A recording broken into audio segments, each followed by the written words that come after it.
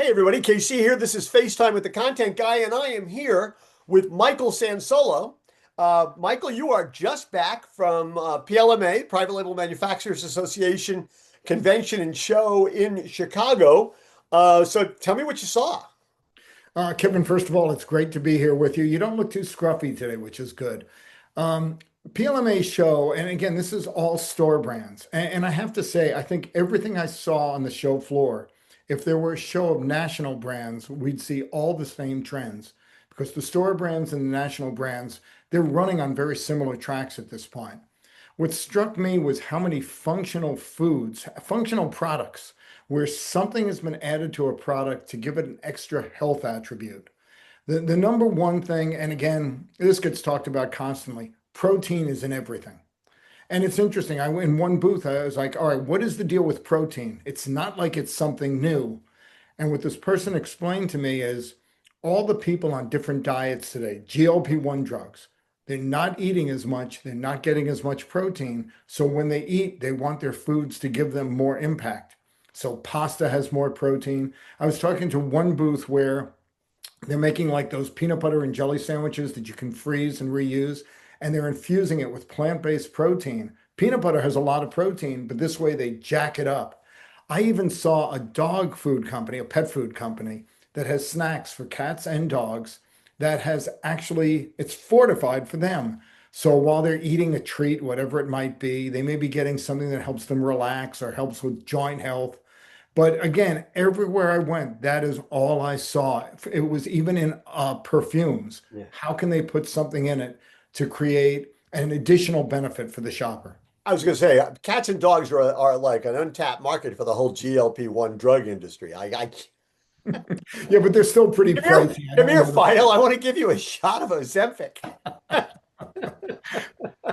You can't even get them to eat their vitamins, and now we're going to give them Ozempic. I don't think so. Um, well, that's fascinating. I mean, it's interesting, and I will tell you, so funny that I keep reading all this protein stuff because I've had this experience with GLP-1 drugs, and I've never been a big red meat eater, and I crave a red meat. It was just a craving that I had that I ate so much more red meat start when I started taking GLP-1 drugs.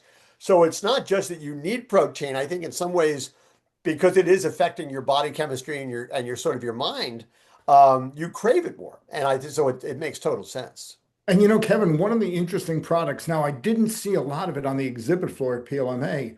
Cottage cheese is very hot right now. Right. And again, this is not a new product. Cottage cheese has been around forever. But every time I see any kind of statistics on it, it's showing double-digit growth because it is very high in protein. So there are, and you and I have talked about this here on Morning Newsbeat quite a bit. GLP-1 drugs have tremendous implications for the food industry. First of all, in people eating less, which obviously will impact sales. But when they are eating less, they want the food they eat to be more vivid, to have sharper tastes. And of course, as you're saying, people on these drugs are craving different kinds of food. And protein seems to be one of those answers. Um, so other than protein, what else were there other specific things that came out that you were seeing? You know, it was funny. Other than protein, I kept seeing products that had some additive. One that completely surprised me. Now, we all know about pomegranates, loaded with antioxidant. You have put a little pomegranate juice into something. Cherry juice, which I had never seen because apparently cherries have some of the similar properties. Hmm. So again, drink some cherry juice or put some dried cherries into a salad. Find ways of bringing a product like that into what you're already eating. And again, you'll get antioxidants. They explained to me that apparently cherries will help with melatonin, so you'll sleep better. And it was just virtually every place I went, there was something additive to the product. It's interesting. Yeah. Okay. I'm sorry. No, I found that fascinating. First of all, because we don't go to that many trade shows anymore. But I Well, think there if we aren't that many trade shows there anymore. aren't that It's not many. like you and I are falling down on the job. I mean, NGA has a show, but it is much more a technology show than it is a food show.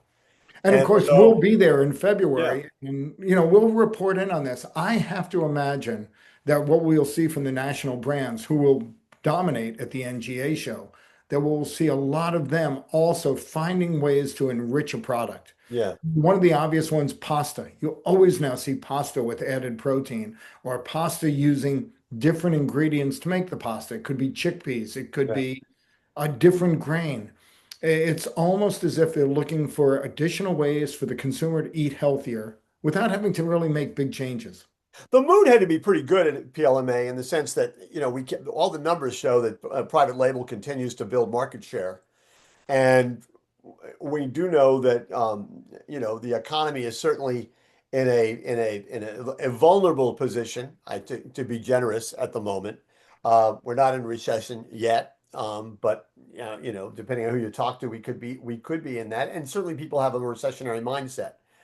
And even though private label no longer is just a price play, right? Very often, private label can be it can be a quality to Mhm. play depending on who the retailer is and what message they're trying to send.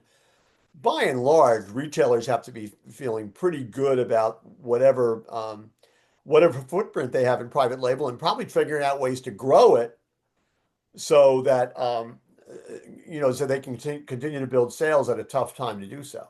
And absolutely, Kevin, that was a big part of the discussion everywhere. And again, something we have talked about a lot here on Morning Newsbeat, cheap does not mean value. Private label is now more in the value business. That, yes, it's a lower priced item, but it's not a cheap item. And of course, a lot of companies have multi-tiered private label now. So there may be a price sensitive one, there also may be a premium one. And I agree with you about the economy. We're not in a recession now. We certainly don't have statistics showing that. But given the inflationary pressures, a lot of consumers are looking for ways, how can I cut my budget here and there? And it's a strength private label has always had. And all the statistics they are showing. Now, again, PLMA is going to show very positive Right. statistics about private label, but they are showing that private label growth at the moment is outrunning national brand growth. It was interesting, when there was a, when during the great debate about great debate, I'm overstating it, but the debate people were having about how expensive Walmart's Thanksgiving dinner was, and then it was like, well, it's cheaper this year, but it's only got 15 items instead of 25 items or whatever it happened to be. And people kept saying, and a majority of the items that Walmart was selling to keep the price down and they kept using the word, I mean, the media kept using the word the generic, right? They're generic products. And it seems to me that lays out one of the challenges that the private label industry has, and this is something I know PLMA works on a lot, is communicating the fact that private label and generic are not the same thing. Right. They're Generic was actually a period, and it's interesting because there is some sense that the economic challenge of the 70s, stagflation, could be coming back. It's the combination of a softening economy and rising prices, which really creates issues. yeah, That's when, now again, you and I, we joke about this, but we're old enough to remember the black and white generics. And a big part of the problem with them was the consistency was poor, the quality was poor. right. And it turned a lot of people off of private label, and the industry really had to rebuild its reputation with the consumer. It is, depending on what happens with the economy, we could see more emphasis on private label, but certainly, and again, I've gotten to talk to some retailers about this as well. The need to have a balance between private label and national brand has never been more important. Your private label can help give you a unique selling proposition because there's so much competition, but the consumer still expects certain national brands to be there. And it's understanding they're never going to go 100% one direction or the other. But of course, as I say that, the keynote speaker this year, his company probably strikes right at this issue. So if you Okay. There's your can, setup. the keynote speaker this year is a guy named Joel Rampalt, who runs Lidl USA.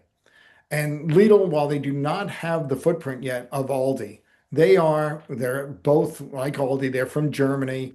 They're kind of cousins. They're very similar stores, limited assortment. Lidl has much more in terms of fresh and perishable products. And frankly, if you've ever been in a Lidl, and by the way, for the MNB audience, right now they're mostly concentrated on the East Coast, Atlanta up to about the Boston area. But it's a nicer box than Aldi. I don't think anybody would disagree with that. But he was there to talk about, his store is virtually all private label. I think he said they're in the high 80% in terms of private label. And he needs relationships with private label manufacturers because his success is dependent on them and that they have a symbiotic relationship. They cannot win without each other. But it was interesting to hear him talk because while Aldi, we have seen how much growth they have done and how much growth is still out there. Lidl still has designs on having a significant number of stores in the United States. And worldwide, they are a massive company. Right. And because their footprint is small here, we don't realize that. He was showing that they are part of a consortium through their German parent, but they actually have the fourth largest number of stores of any retailer in the world. So it's a big company with designs on having a very big footprint in the US. And And the resources to make it happen.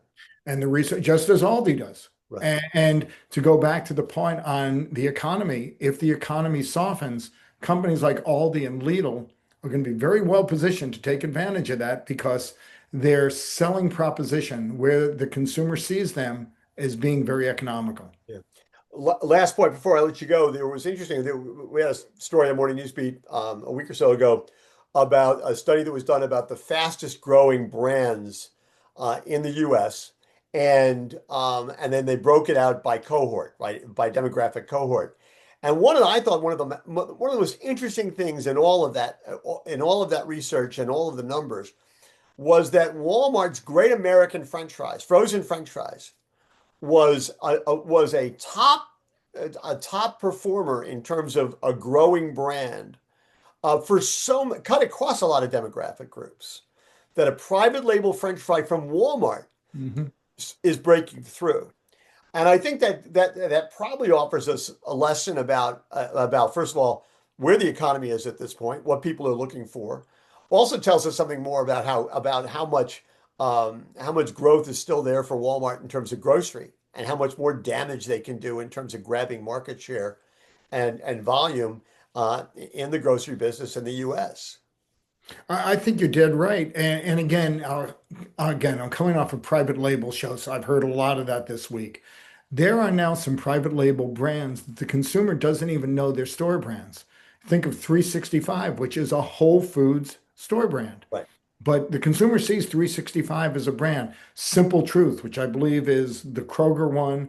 But there are so many out there. And what Walmart is doing, I remember when you ran that story, that's kind of eye-opening because that means Walmart, it's not even the Walmart brand, it's the Great American brand. Right.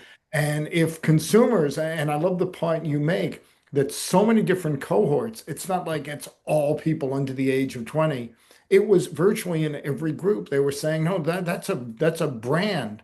And for Walmart, that gives them yet one more incredibly powerful reason to draw consumers in.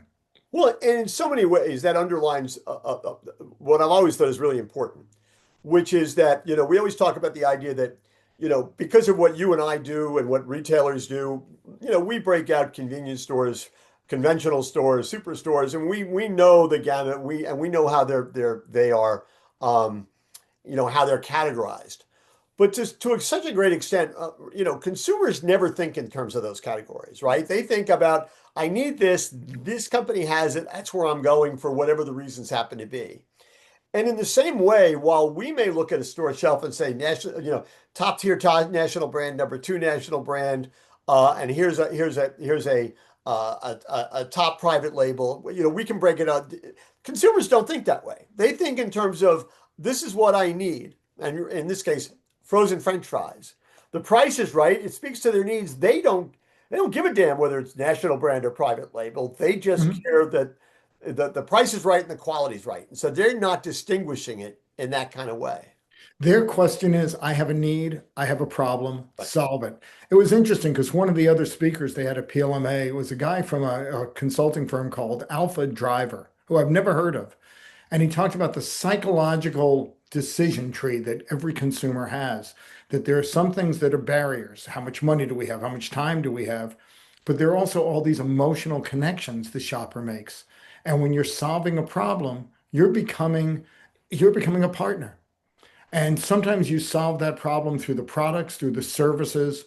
But it's something we always talk about here on Morning Newsbeat, and God knows the two of us have been out doing speeches on this forever, that retailers have that issue that they're not selling products. You've got to sell solutions to consumer needs. Right. And if the economy is softening, one of those solutions better be, how are we going to help you fill your pantry while you're having trouble economically? Yeah.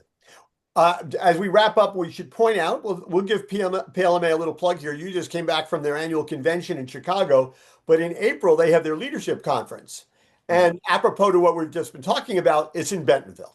Mhm. And so I'm sure there's going to be a lot of discussion about Walmart and its approach to private label. I'm sure they have at least one or two Walmart speakers on the agenda.